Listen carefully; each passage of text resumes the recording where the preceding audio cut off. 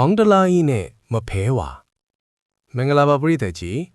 KNT မြန်မာ horror story ကနေပြန်လဲကြိုဆိုလိုက်ပါတယ်ဒီနေ့မှာတော့ကျွန်တော်တို့မြန်မာနိုင်ငံရဲ့အလွန်ကိုထိတ်လန့်စရာကောင်းပြီးနာမည်ကျော်လာတဲ့မဖဲဝါတရေရဲ့ဒန္တာရီအကြောင်းကိုတင်ဆက်ပြီးသွားမှာဖြစ်ပါတယ်ဆိုတော့စလိုက်ကြရအောင်ဗျာရှေကကုန်းပေါင်ခေတ်ပကြီးတော်မင်းတရားလက်ထက်မှာပေါ့ပြည်မြို့မှာမထွေးဦးဆိုတဲ့မင်းကလေးတစ်ယောက်နဲ့သူ့ရဲ့အကိုမောင်ကျော်ဆန်းဆိုတဲ့မောင်နှမနှစ်ယောက်ရှိခဲ့ပါတယ်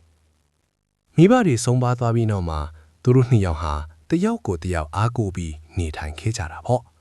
နောက်ပိုင်းမှာမောင်ကျော်ဆန်းဟာနန်းတွင်းမှာစာရေးတော်အဖြစ်အမှုထမ်းခွင့်ရခဲ့တယ်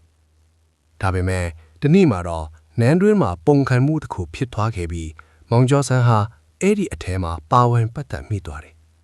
ဘယင်ကပုံခံသူတွေကိုနှိမ့်နှိမ့်ဖို့အမိန်ပြလိုက်တဲ့အခါမှာတော့မောင်ကျော်ဆန်းဟာနမဖြစ်သူကိုခေါ်ပြီးစစ်တပ်ရန်ကနေဝေးရာကိုထွက်ပြေးခဲ့ရပါတော့တယ်သူတို့ဟာပင်လယ်ကမ်းစပ်ကလူသူနေပါတဲ့ရွာလေးတစ်ရွာမှာအခြေချပြီးနာမည်တွေကိုပါဖျောက်ချက်ခဲ့ကြတယ်မထွေးဦးကမဖဲဝါမောင်ကျော်ဆန်းကမောင်ဆန်းမီဆိုပြီးနာမည်ပြောင်းကရေလုတ်သောအဖြစ်အသက်မွေးခဲ့ကြတာပေါ့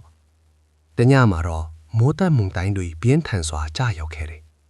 မောင်ဆန်းမီဟာပင်လေထဲငါးဖမ်းထွင်ရဲ့မုန်တိုင်းမီက3 ရက် 3 ညတိုင်ပျောက်ဆုံးသွားခဲ့တယ်မဖဲဝါဟာအကိုဖြစ်သူကိုစိတ်မချတာကြောင့်လွှေငယ်တစည်းနဲ့လိုက်ရှာခဲ့ပေမဲ့ပြင်းထန်တဲ့လွှိုင်းတံကြောင့်လွှေမုံပြီးပင်လေထဲမှာပဲအသက်ဆုံးရှုံးသွားခဲ့ရရှာတယ်မောင်ဆန်းမီကမ်းပေါ်ပြန်ရောက်လာချိန်မှာတော့နမလေးဟာမိမိကိုလိုက်ရှာရင်တေဆုံးသွားပြီဆိုတာသိလိုက်ရလို့အလွန်အမြင်ဝမ်းနည်းကြေကွဲခဲ့ရပါတယ်မဖဲဝါတေဆုံးပြီးနောက်မှာသူမရဲ့ဝိညာဉ်ဟာရွာထဲမှာလှည့်လည်နေတာကိုလူတွေမြင်တွေ့လာရလို့အားလုံးကကြောက်လန့်နေကြတယ်မောင်ဆန်းမီဟာလည်းပိုပြီးစိတ်တကြကအရက်ကိုဖိတောက်တော့တာပေါ့တနေ့မှာတော့သူဟာအရက်မူမူနဲ့ရွှေဒီကုန်းစီဒီတော်ကရွှေဖျားတစ်ပြားကိုယူလာပြီးနမလေးတေဆုံးခဲ့တဲ့ပင်လယ်ပြင်ထဲကိုပစ်ချလိုက်တယ်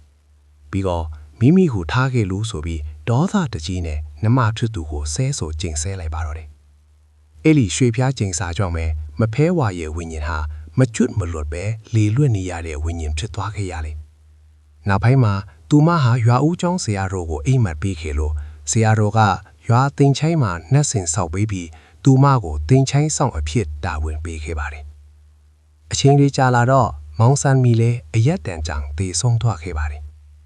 မဖဲဝါကတော့ညတန်းခေါင်ရံမှာစပင်းဖားလာချေခေါင်းတလားကြီးကိုထမ်းပြီးရွာထဲလွှဲကအင်းရှိရီမှာခေါင်းတလားချားလေးရှိခဲ့ထိတ်လန့်စရာတရေမှအဖြစ်ကြံရစ်ခဲ့တာပေါ့1990ပြည့်တွင်ဝင်းကျင်မှာတော့မဖဲဝါဟာနာမည်ကြီးဆရာတော်တယောက်ကိုအိမ်မက်ပေးပြီးလူသားတွေကိုစားမယ်လို့ပြောခဲ့တဲ့တဲ့ကြောင့်တနိုင်ငံလုံးဟိုးဟိုးကြော်သွားခဲ့တယ်